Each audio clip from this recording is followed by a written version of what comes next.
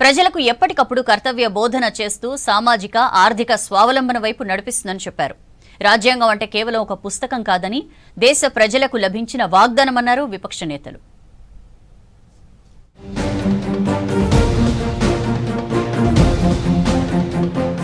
దేశవ్యాప్తంగా భారత రాజ్యాంగ దినోత్సవం వేడుకలు గ్రాండ్గా జరిగాయి. ఢిల్లీలోని పాత పార్లమెంటు భవనంలోని చారిత్రక సెంట్రల్ హాల్లో కాన్స్టిట్యూషన్ డే నిర్వహించింది కేంద్రం. వేడుకలకు రాష్ట్రపతి ద్రౌపది ముర్ము చీఫ్ గెస్ట్ గా అటెండ్ అయ్యారు. Vice president CP Radhakrishnan, Lok Sabha speaker Om Birla, ప్రధాని మోదీ, ఉభయ సభల్లోని ప్రతిపక్ష నేతలు మల్లికార్జున ఖర్గే, రాహుల్ గాంధీ సహా ప్రజా ప్రతినిధులు పాల్గొన్నారు. ప్రెసిడెంట్ ఆధ్వర్యంలో సామూహికంగా రాజ్యాంగ ప్రవేశికను పఠించారు. తెలుగు సహా పలు భాషల్లోకి అనువాదించిన రాజ్యాంగ ప్రతులను రిలీజ్ చేశారు.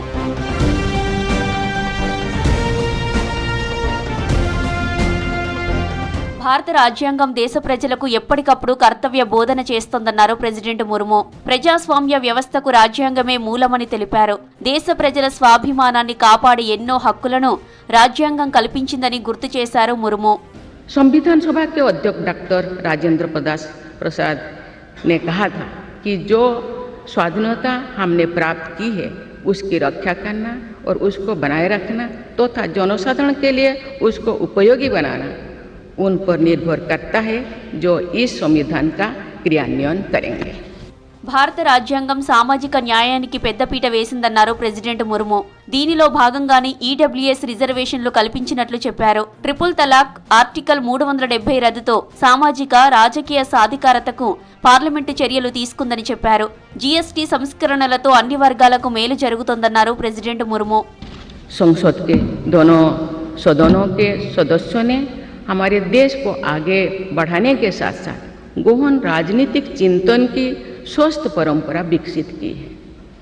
आने वाली कालखंड में जो विभिन्न लोकतंत्रों और संविधानों का तुलनात्मक अध्ययन किया जाएगा तो भारतीय लोकतंत्र और संविधान का विवरण स्वर्णाक्षर में किया जाएगा.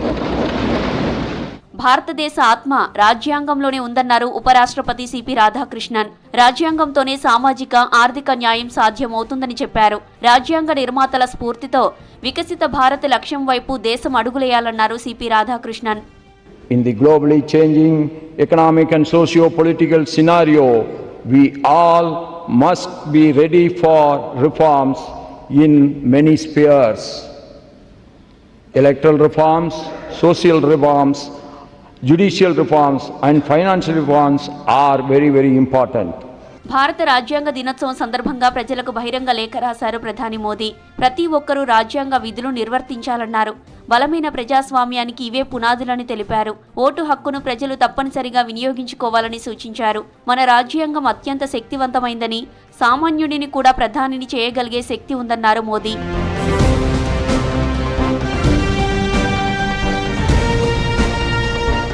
ప్రధాని మోదీ పాలనలో రాజ్యాంగం ప్రమాదంలో పడిందన్నారు AICC chief Mallikarjuna Kharge.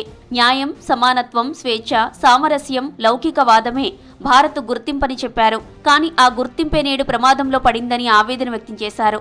RSS, BJP నాయకత్వం రాజ్యాంగాన్ని ముక్కలు చేసి దాని స్థానంలో మనుస్మృతిని తీసుకొచ్చే కుట్ర చేస్తున్నట్లు ఆరోపించారు ఖర్గే. ये सब नाटक छोड़िए, असल बात क्या है? क्या आप किस तरीके का सोसाइटी बनाना चाहते हैं? और हमारे संविधान के जो शिरोमणि थे लोग, जो कॉन्स्टिट्यूंट असेंबली थी, उनकी इच्छा क्या थी और उन्होंने क्या चाहते थे? రాజ్యాంగం అంటే ఒక పుస్తకం కాదని దేశ ప్రజలకు లభించిన వాగ్దానమన్నారు ఎల్ఓపి రాహుల్ గాంధీ. ప్రాంతం, మతం, కులం, సంపదతో సంబంధం లేకుండా ప్రతి ఒక్కరికి న్యాయం, సమానత్వం, గౌరవం లభిస్తుందని చెప్పారు. రాజ్యాంగం పేదలు, అణగారిన వర్గాల రక్షణ కవచమంటూ ఎక్స్లో పోస్ట్ చేశారు రాహుల్ గాంధీ.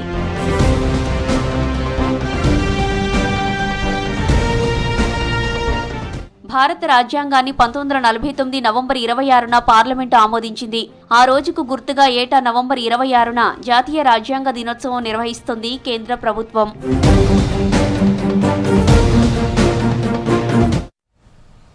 సెంట్రల్ కేబినెట్ భేటీలో పలు కీలక నిర్ణయాలు తీసుకుంది కేంద్రం. రేర్ ఎర్త్ మ్యాగ్నెట్స్ కొరతను అధిగమించేందుకు కొత్త స్కీమ్ తీసుకొచ్చింది. దీనికి 7,280 కోట్ల నిధులు కేటాయించింది. అలాగే మహారాష్ట్రలోని పూణేలో మెట్రో రైల్ ప్రాజెక్టు విస్తరణకు ఆమోదం తెలిపింది. ఈ ప్రాజెక్టు కోసం 9,858 కోట్ల రూపాయలు కేటాయించింది కేంద్ర ప్రభుత్వం.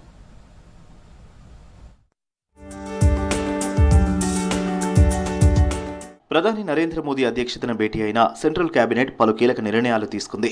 మొత్తం 19,919 కోట్ల విలువైన ప్రాజెక్టులను ఆమోదించింది కేంద్రం. రేర్ ఎర్త్ మ్యాగ్నెట్స్ కొరతను అధిగమించేందుకు కొత్త స్కీమ్ తీసుకొచ్చింది.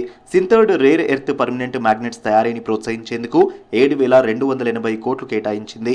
ఏడాదికి 6,000 మెట్రిక్ టన్నుల సామర్థ్యం సాధించడమే లక్ష్యంగా స్కీమ్ తెచ్చినట్లు తెలిపింది. రేర్ ఎర్త్ మ్యాగ్నెట్స్ విషయంలో స్వావలంబనకు కృషి చేస్తున్నట్లు చెప్పారు కేంద్ర మంత్రి అశ్విని వైష్ణవ్. रेयर अर्थ और परमानेंट मैग्नेट ये आज एक स्ट्रेटेजिक सेक्टर से जुड़ी हुई चीज बन चुके हैं और आज कैबिनेट में माननीय प्रधानमंत्री जी ने अप्रूव किया है परमानेंट मैग्नेट के मैन्युफैक्चरिंग का बड़ा प्रोग्राम एक आज अप्रूव किया है. परमानेंट मैग्नेट बनते हैं रेयर अर्थ से.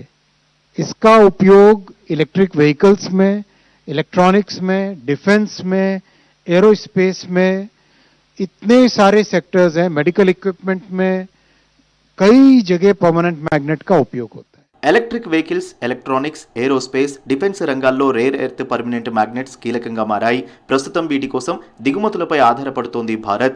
కొత్త స్కీమ్తో ఉపాధి అవకాశాలు పెరుగుతాయన్నారు కేంద్ర మంత్రి Ashwini Vaishnaw. Rare earth metal magnets తయారీకి గ్లోబల్ బిడ్డింగ్ ద్వారా కాంట్రాక్టులు కేటాయించనున్నట్టు తెలిపారు వైష్ణవ్. ఈ పథకం 7 ఏళ్లు ఉంటుందని చెప్పారు. మొదటి 2 ఏళ్లు integrated rare earth permanent magnets తయారీ యూనిట్ ఏర్పాటుకు టైం ఇస్తామని తెలిపారు. ఆ తర్వాత 5 ఏళ్లు అమ్మకాలపై ప్రోత్సాహకాలుంటాయన్నారు వైష్ణవ్. भारत की रिक्वायरमेंट लगातार बढ़ती जा रही है परमानेंट मैग्नेट की और परमानेंट मैग्नेट को भारत में मैन्युफैक्चर करने के लिए आज एक rare earth permanent magnets scheme REPM scheme approve हुई है कैबिनेट में. माननीय प्रधानमंत्री जी ने अप्रूव किया इसको. इसमें फोकस रहेगा end to end complete integrated manufacturing system बने, भारत में ఇంటిగ్రేటెడ్ మ్యానుఫ్యాక్చరింగ్ ఫెసిలిటీ బనే. మహారాష్ట్రలోనూ పలు కీలక ప్రాజెక్టులకు గ్రీన్ సిగ్నల్ ఇచ్చింది కేంద్రం. పూణే మెట్రో రైల్ ప్రాజెక్టు పొడిగింపుకు ఓకే చెప్పింది. దీనికోసం 9,858 కోట్ల రూపాయలు కేటాయించింది. దీంతో కొత్తగా 32 కిలోమీటర్లు పూణే మెట్రోను పొడిగించనున్నారు. पुणे के मेट्रो नेटवर्क को स्ट्रेंथन करने का, एक्सपैंड करने का लगातार डिसीजन लिया जा रहा है और आज अप्रूवल हुआ है ये 2 नए लाइन्स का, लाइन 4 एंड लाइन 4A. ये जो खड़कवासला ये वाला एरिया है और ये कंप्लीट जो कोथरूड और वर्जे और मानिक बाग और राजाराम ब्रिज और ये सारा जो कंप्लीटली हाईली डेंस पॉपुलेशन का एरिया है और अच्छा रैपिडली ग्रोइंग एरिया है, इस एरिया को केटर करेगा ये आज का अप्रूवल. ये दोनों लाइन्स इन एरियाज को केटर करेगी. గుజరాత్లోని దేవభూమి, ద్వారకా, కండ్లూస్కి రైల్వే లైన్ డబ్లింగ్కు ఆమోదం తెలిపింది కేంద్ర కేబినెట్. దీనికి 1,457 కోట్లు కేటాయించింది. ఇది అహ్మదాబాద్, రాజ్కోట్ పారిశ్రామిక కారిడార్ను కలుపుతుందని తెలిపింది కేంద్రం.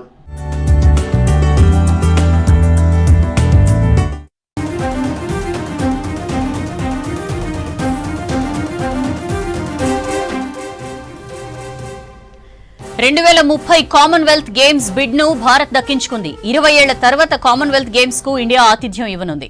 నెల కిందే దాదాపు ఖాయమైనప్పటికీ ఇవాళ గ్లాస్గోలో జరిగిన కామన్వెల్త్ స్పోర్ట్స్ వార్షిక సర్వసభ్య సమావేశంలో అనౌన్స్ చేశారు. అహ్మదాబాద్ వేదికగా క్రీడా పోటీలు జరగనున్నాయి.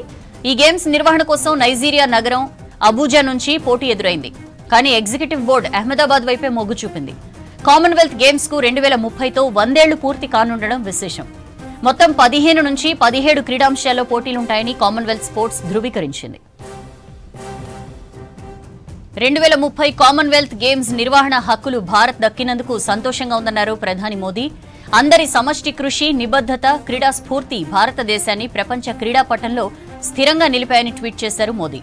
ఈ చరిత్రాత్మక క్రీడలను ఎంతో ఉత్సాహంగా జరుపుకోవడానికి ఆసక్తిగా ఉన్నామన్నారు. ప్రపంచాన్ని స్వాగతించడానికి ఎదురు చూస్తున్నామన్నారు ప్రధాని. మన భారత్ ను ప్రపంచ క్రీడా కేంద్రంగా మార్చాలనే ప్రధాని మోదీ దార్శనికతకు ఇది నిదర్శనమని ట్వీట్ చేశారు కేంద్ర హోంమంత్రి అమిత్ షా. దశాబ్దానికి పైగా సాగిన కృషితో ప్రపంచ స్థాయి క్రీడా మౌలిక సదుపాయాలను మోదీ అభివృద్ధి చేశారన్నారు. సమర్థమైన పాలన ద్వారా భారతదేశ సామర్థ్యాన్ని మెరుగుపరిచారన్నారు Amit Shah. Commonwealth sports council की जनरल असेंबली ने आज भारत को 2030 के लिए कॉमनवेल्थ गेम्स भारत में आयोजित करने के लिए औपचारिक घोषणा करी है. ये देश के लिए गौरव की बात है। मोदी जी के नेतृत्व में पिछले एक दशक में हम इंटरनेशनल लेवल के 22 बड़ी गेम्स देश के 18 सिटी में कर चुके हैं। ये भारत की बड़ी स्पोर्ट्स, बड़ी गेम्स का आयोजन करने की क्षमता को दर्शित करते हैं। 2029 में कॉमनवेल्थ जैसी ही बड़ी गेम्स, वर्ल्ड पुलिस गेम्स के लिए भी भारत को यजमानी मिल चुकी है और 2030 के लिए कॉमनवेल्थ के लिए भी आज ओलंपिक कॉमनवेल्थ काउंसिल की जनरल असेंबली ने अनुमति दी है। मैं इस अवसर पर देश के सभी युवा రైజింగ్ తెలంగాణ గ్లోబల్ సమ్మిట్ కు ప్రధాని మోదీని ఆహ్వానించాలని అధికారులను ఆదేశించారు ముఖ్యమంత్రి రేవంత్ రెడ్డి. ఎక్కడా లోటుపాట్లు రావద్దని చెప్పారు. ప్రణాళిక ప్రకారం ముందుకెళ్లాలని సూచించారు. తెలంగాణ బ్రాండ్ ఇమేజ్ ను పెంచేలా డ్రోన్ షో, సాంస్కృతిక కార్యక్రమాలు ఏర్పాటు చేయాలని ఆదేశించారు. నెలాఖరులోగా గ్లోబల్ సమ్మిట్ కు సంబంధించి డిజైన్లు పూర్తి చేయాలని సూచించారు రేవంత్.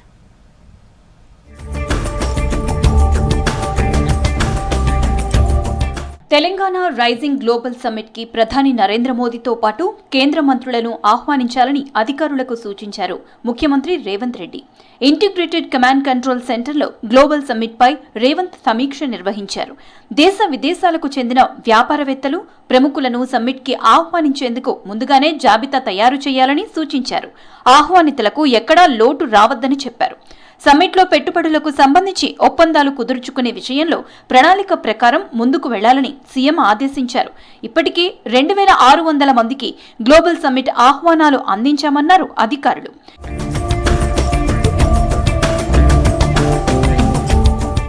ఇన్ఫ్రాస్ట్రక్చర్, సంక్షేమం, ఇండస్ట్రీ, వైద్యంతో పాటు వివిధ విభాగాలకు చెందిన స్టాల్స్ ఏర్పాటు విషయంలో తగిన జాగ్రత్తలు తీసుకోవాలని సూచించారు సీఎం రేవంత్.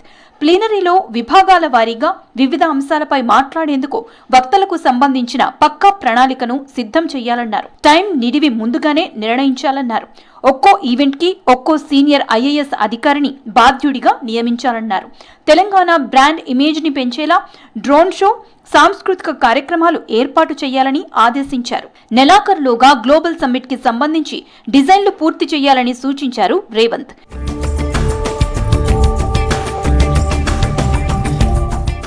దేశంలోని ప్రధాన ఏరోస్పేస్ డిఫెన్స్ హబ్ గా హైదరాబాద్ మారిందన్నారు సీఎం రేవంత్ రెడ్డి. సిటీలో 25 డిఫెన్స్ కంపెనీలు ఉన్నాయని చెప్పారు.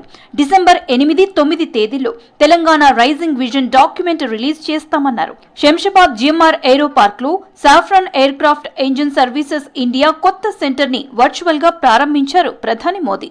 ఈ కార్యక్రమంలో కేంద్ర మంత్రి రామ్మోహన్ నాయుడుతో కలిసి పాల్గొన్నారు సీఎం రేవంత్. హైదరాబాద్, బెంగళూరును డిఫెన్స్ కారిడార్ గా ప్రకటించాలని ప్రధాని మోదీని కోరారు CM. Hyderabad is a major aerospace and defense hub for India.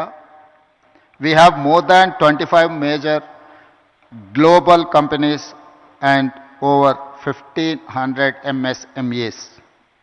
Our progressive industrial policy, our MSME policy is ranked amongst the best in the country. Panchayat ఎన్నికల్లో బీసీ రిజర్వేషన్లు తగ్గాయన్న బీఆర్ఎస్ నేతల ఆరోపణలపై వివరణ ఇచ్చింది ప్రభుత్వం. షెడ్యూల్డ్ ప్రాంతాల్లో బీసీ రిజర్వేషన్లు వర్తించవని, నాన్ షెడ్యూల్డ్ ప్రాంతాల్లో మాత్రమే వర్తిస్తాయన్నారు అధికారులు. సర్పంచ్ ఎన్నికల కోసం మండలాన్ని ఒక యూనిట్ గా తీసుకుంటారని, వార్డు సభ్యుల రిజర్వేషన్ల కోసం గ్రామాన్ని యూనిట్ గా తీసుకుంటారని చెప్పారు. రాష్ట్రాన్ని యూనిట్ గా తీసుకుని బీఆర్ఎస్ నేతలు అర్థం పర్థం లేని ఆరోపణలు చేస్తున్నారని ప్రభుత్వ వర్గాలు చెప్పాయి. పంచాయతీ ఎన్నికల్లో ఎప్పుడూ రాష్ట్రాన్ని యూనిట్ గా తీసుకోవద్దన్నారు.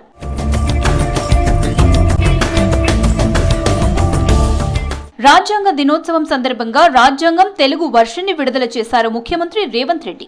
ఈ కార్యక్రమంలో లా సెక్రటరీ బి బాపిరెడ్డి పాల్గొన్నారు. అతి సామాన్యులకు కూడా భారత రాజ్యాంగాన్ని సులువుగా అర్థం చేసుకుని అవగాహన పొందేలా భారత రాజ్యాంగం తెలుగు వర్షన్ ఉందన్నారు రేవంత్. అంతకుముందు ఐపీఎస్ ప్రొబేషనర్లు ఆయేషా ఫాతిమా, మనీషా నెహ్రా, మంథరే సోహాన్ సునీల్, రాహుల్ కాంత్ ముఖ్యమంత్రిని మర్యాదపూర్వకంగా కలిశారు. దేశంలోని పలు రాష్ట్రాల్లో కొనసాగుతున్న ఎస్ఐఆర్ ప్రక్రియను వెంటనే ఆపలేమని తెలిపింది సుప్రీంకోర్టు. ఓటర్ లిస్టుల ప్రక్షాళనను వ్యతిరేకిస్తూ దాఖలైన పలు పిటిషన్స్ ని విచారించింది. అయితే పిటిషన్లపై విచారణ మాత్రం కొనసాగుతుందని చెప్పింది. ఎస్ఐఆర్ పై కేంద్ర, రాష్ట్ర ఎన్నికల సంఘాలు కౌంటర్ దాఖలు చేయాలని ఆదేశించింది సుప్రీంకోర్టు ధర్మాసనం.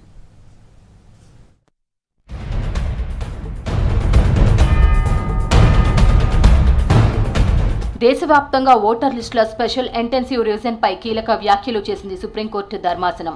పలు రాష్ట్రాల్లో ఎస్ఐఆర్ ప్రక్రియ కొనసాగుతున్నందున ఆపలేమని తెలిపింది. ఈ మేరకు CJI justice Suryakant, justice Joymalya Bagchi ధర్మాసనం తీర్పిచ్చింది. అయితే పిటిషన్లపై విచారణ కొనసాగుతుందని చెప్పింది. ఎస్ఐఆర్ పై కేంద్ర, రాష్ట్ర ఎన్నికల సంఘాలు కౌంటర్ దాఖలు చేయాలని ఆదేశించింది సుప్రీంకోర్టు.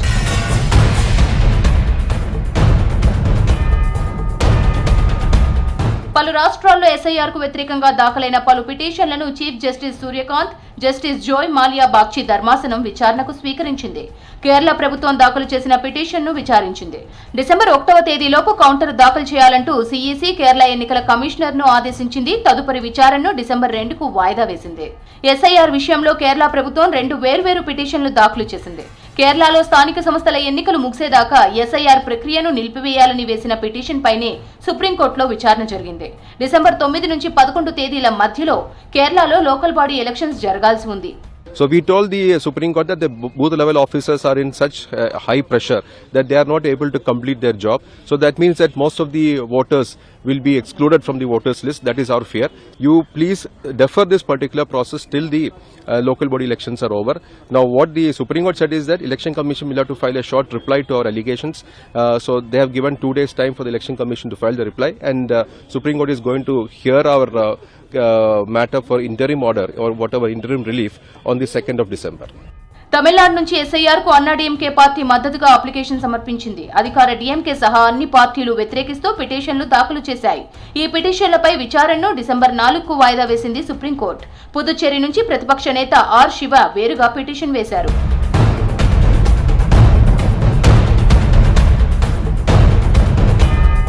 పశ్చిమ బెంగాల్ నుంచి అధికార తృణమూల్ కాంగ్రెస్ పార్టీతో పాటు కాంగ్రెస్ కమిటీ ఎస్ఐఆర్ పై పిటిషన్లు వేసింది.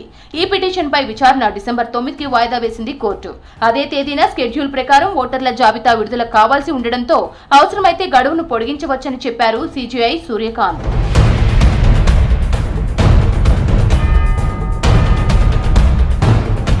ఎస్ఐఆర్ పై విపక్షాలు తప్పుడు ప్రచారం చేస్తున్నాయన్నారు కేంద్ర మంత్రి కిరణ్ రిజిజు.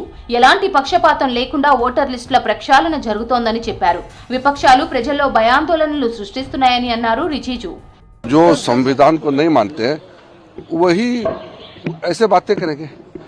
संविधान को जो भी मानते हैं वो हर सिस्टम, हर संस्था, हर प्रक्रिया और हर पद का गरिमा को ध्यान में रखते हुए ऐसा बात नहीं करेगा.